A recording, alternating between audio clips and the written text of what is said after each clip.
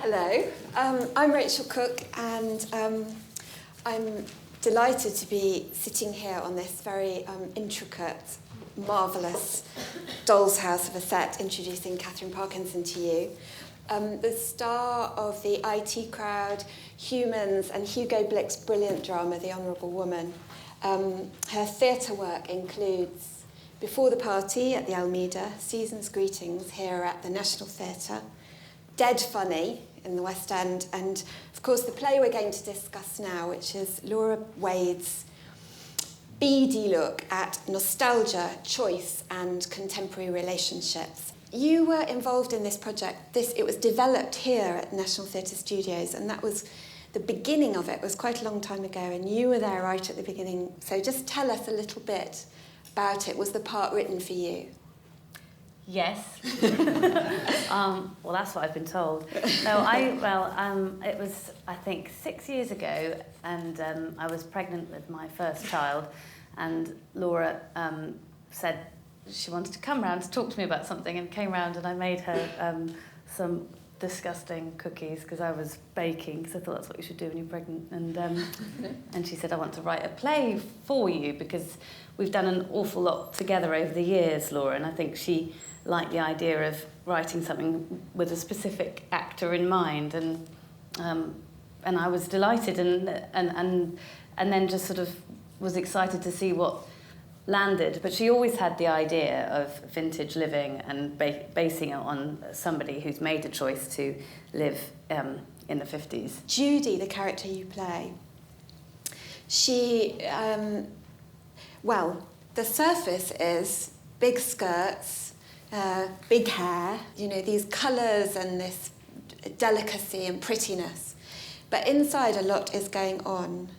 And I wanted to know a little bit about how you approached performing that, because when she first appears, she is rather 50s. She sounds rather 50s to me. She's rather clipped and perhaps a tiny bit cold, but then you gradually realise that this play is about all sorts of things to do with being a woman and being married and being thwarted. I think it sort of grew in rehearsals that the facade she has is sort of the facade of a marriage as well, and it's been interesting for me because I've often played quite shambolic characters. I've often played, for instance, Masha in A Seagull, or in Dead Funny Eleanor, people with drink problems, actually, or where you're allowed to be unhappy, and the unhappiness shows in your physicality, and you can sort of slump and be a bit sort of chaotic. But with Judy, the unhappiness is very much held inside, so she has to be held and do all the housework stuff well, not just kind of fudge it. And to me, it's about someone who's depressed, perhaps, and suffering from ennui. I think it's like the sort of feminine mystique, Betty Friedan's book, feminist book, sort of in reverse, that she makes a decision that she thinks will make her happy, and actually she gets all those things that Betty Friedan describes, a sort of listlessness and slight bewilderment, really. But, I mean, it's not only about that. It's about, you said that you see it more as a romance, which I think is very interesting. I think it's lots of things. I think first and foremost, I do see it as a romance. It's about a marriage and making it work, and the metaphor of the jive, them dancing together, how neither should lead, but it's a constant dialogue, a constant conversation between them. I think that's a beautiful analogy for a modern relationship. But I think also, like you say, it's feminism. Somebody was saying it's feminism as individualism. When we now think that we're so kind of post-feminist, we can make a choice, and it's a feminist choice. So I can make a feminist choice to, have, for instance, I have breast implants or whatever, and that's just me being empowered, and you sort of think, well, actually, what's our responsibility to the generations before us, and how would they feel about that, and do we actually have a responsibility to not make the choice to be at home and wait on our husband, and what does it do to the husband when the pressure is on him then to bring all the money in? I think it just asks those questions in a very interesting way. And the husband, who's played brilliantly by Richard Harrington, it's a very funny and endearing performance, I think. But he, you would assume that he would feel very happy that in the morning his bath is run for him and the top's taken off his egg and all of that. But actually you feel quite early on that he's irritated or uncomfortable about it. It's not exactly what he wants. I think he loves his wife and he wants his wife to be happy. And in this particular case, Judy's choice to retreat from work, she loves the actual work but is frustrated by the kind of pettiness of the workplace. She's not paid as much as she maybe should be. So she retreats. It's a sort of a fear of modern life, maybe the unfairness. I think Laura deals very well with, length of service and things like that not being rewarded, perhaps. They're all seen as 50s values, and so she retreats. And to me, it's also about somebody with a certain amount of psychological unrest.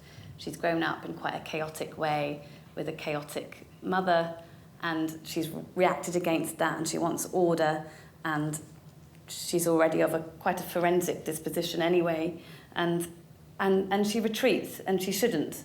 And I think he, in time, everyone would like to have a cocktail and their slippers and all the rest of it, but after a while, he can see his wife sort of disappearing, yes. And that's why he would rather have his wife happy and the house mess. They don't have children, and I wondered about that. The main relationships that are in the play are their marriage and her relationship with her mother. I mean, did you think about that, the fact that they don't have children? It seems to me to be somehow relevant to their relationship.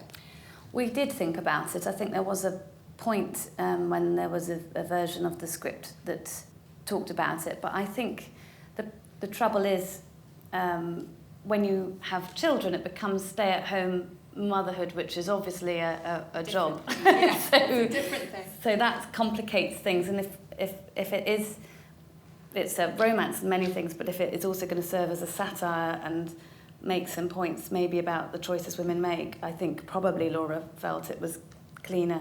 Because she's so kind of fundamentalist, there are certain places she won't allow herself to go as well, like pizza restaurants and shopping centres, and so her world is quite small, isn't it? Yeah, it's like a sort of orthorexia or something, the equivalent, where she's so rigorous, and she's somebody who's so organised and so good at following things to their natural conclusion that she starts off and it's a bit of fun, as you see in the first scene in the first half, but then it becomes sort of obsessive, and I think there's that ability for something to become obsessive and take over is within all of us a bit, and it's a consequence of her fear. You mentioned that someone had mentioned to you that this play might touch on Brexit, but obviously it began long before the referendum. What it does touch on is nostalgia and the dangers of seeing the past in a certain way. I mean, I think it's very interesting. We tend to both idealise the past and to patronise it. And I think that this play is very good about that. The things that we take, we pick and choose, I suppose is what I'm saying. And she picks and chooses. And it takes her mother to remind her about the bad things about the 50s. And she only wants to see a certain side of it, which is what she perceives as a very comforting side. I mean, have you felt that this play sort of, in a weird way, arrived into the right context because of all this? Certainly, although I do think things like the Me Too thing as well, it was also written way before. I think, feelings are bubbling under anyway. In the play, there's a little bit about sexual harassment that... a little plot twist about sexual harassment. Then there's she certainly sort of kind of investigates what are the boundaries, what actually are they, and I think that a mood is always bubbling under, and I also think with regards to the nostalgia thing, she deals interestingly with fantasy and how fantasy is a sort of good thing, but then it's not, when she talks about keeping the fantasy alive, her nostalgia is, she sort of creates a fantasy, so she could possibly argue that she's not saying, she's sort of fallen in love with the 50s as advertised, and because of it being the birth of advertising and so on, there's a lot of our 50s kind of memorabilia that never did exist, but Yes, that's, exactly. Yeah. But I think there was a mood bubbling under with the Me Too thing that then it feels pertinent. But that's why the Me Too thing happened, Yes. because the feeling was there, the kind of feeling that we wanted to call people out was collectively there. And so, it's funny because I've had some people have said, oh gosh, and there's that scene in it, obviously that was a rewrite. And it's like, no, that was as it stood pretty much from sort of 6 years ago or whenever it was. Were you someone who always wanted to be an actor? Did you put on plays in your front room when you were 7, that kind of thing? I did do that, but I didn't always want to be an actress. I certainly did. Looking back, the impulse probably was always there, but I wanted to be an astronaut. And I still might be. I'm looking into it next week. And you didn't, you went to university before you went to drama school, so was it at school or university that you first thought, oh, actually, this is something I can do? And how possible did it feel? It felt very impossible for me, which is partly... I went to university because I'm from, a lower middle class background. Parents are teachers and very supportive, but education was very much what they wanted to provide for us. We moved to the state grammar school catchment area just so we could be my mum sort of chucked us in a room, trained us up for the 11 plus, and we all went to grammar schools and we all went to university, and that was kind of the deal. Nobody in my family had been an actor. I had a sort of secret yearning. I realise now my mum answered that by taking me to see productions, NYMT productions, where I felt a physical pain that I wasn't on stage. And she thought that was going... She's like, there you are, we've watched something now. But I realised with hindsight, of course, that's what I wanted to do. And then you went to drama school after university. And I'm just slightly wondering, in a very nosy way, about the finances of all this, and especially those first few years after drama school, where... it's hard and it's expensive to be, especially needing to be perhaps in London and all of that. How did you do it, and how convinced were you that you would be able to survive and succeed? Well, I went to university when it didn't cost anything. Me too. And I did 4 years, but I had a lot of student loans. I had a year out before it where I worked full-time at TGI Fridays in Kingston upon Thames to pay for some of it. And then when I went to Lambda, they gave me the Lionel Bart scholarship, which I thought was the Lionel Blair scholarship until very recently. There's no shame in that. And they were, Lambda were brilliant. It was actually Jo Butterworth, the late Jo Butterworth, who was the bursar there, who really sort of went out of her way to... I remember having sort of quite Dickensian things like I had an anonymous donation from somebody who must have been within the school, because I lived at home with my parents and commuted from where they were living to the drama school, which was hard because that was 2.5 hours each way or whatever. So my attendance probably wasn't what it should have been for somebody on a scholarship, really. But everybody was very, respectful of, because there are a lot of people at drama schools now who are privately funded, which is not right. So they're very, I think, increasingly conscientious from what I can tell about that. I left early to do a play that transferred from the Edinburgh Festival to the Bush, but of course there was no money, and that was a tricky time because I felt the pressure and fear from my parents who just wanted me to make it and show that I could make a living, because I was just doing theatre, and I don't think I could have made a living I couldn't have lived in London and made it work. But I met my husband just about the time when I got a Doc Martin. And I knew when I got Doc Martin I'd be okay. I just sort of thought this is going to work, and I'm so relieved and grateful for it, because I wouldn't have stayed in much longer, is the truth, because I couldn't have done. And I've got friends who haven't stayed in it, who are just as able as me, and they've got out because they're not just as able, if not more able than me, and they've got out because they haven't been able to afford it. And I think that there needs to be as much done as possible to make sure it's not just the people that can stay in. I mean, in the beginning, I think people knew about you because of the IT crowd, and I think that wasn't how I knew about you, but I think many people, that was how they knew about you, and they associated you, and some probably still do, with comedy.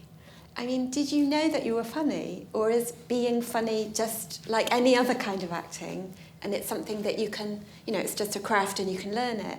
I've always assumed that actually being funny is a bit more difficult, but I might be wrong. I don't know. I sort of keep thinking about this because I always sort of think, I don't think I'm always in control of whether I'm funny or not. I don't. And then if I ran for a bus and tripped up and somebody laughed at me, I think I'd have a problem with that. So I sort of thought, is learning to be funny, is that about controlling when people laugh? Is that actually a sort of, what I do disagree with is that comedy always comes from a defensive place. And I think that's why there's this idea that actors and actresses that do comedy aren't good at doing the straight stuff, the tragedy or whatever. And I sort of thought, why do they think that? And I think that's come from sort of stand-up, which is quite a defensive... there's an energy in stand-up that means that you maybe would take a while to... Because I haven't ever felt any less inclined to try and make people laugh or try and make them do the opposite. To me, it's the same.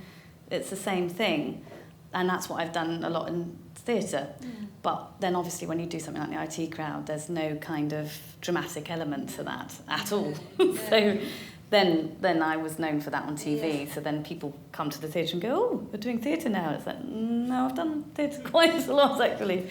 But so it's not been a shock for me to do the drama stuff, is what I'm saying. But I think sometimes when people come and see something, when they've seen you do a very broad sitcom where your sort of toes are mangled or whatever, they're obviously a bit surprised. How vital does the mixture of theatre and TV feel? I mean, is it important to do both, or is that irrelevant? I think it is important. I mean, part of the reason I chose my degree, classics, because I remember thinking I didn't want to choose between history and literature and philosophy. I loved the idea of the vigour of, and also just not getting bored. And I feel like that whenever I start a filming job, I think, I love filming, and when I start a theatre, TV is very different from film. Doing comedy is very different from, doing something like Hugo Blick's stuff. So I think the mix is what I find most energising and most exciting. Well, I'd like to thank you all for coming and for being such good listeners. Especially like to thank Katherine, who's been great. Thank you. Thank you.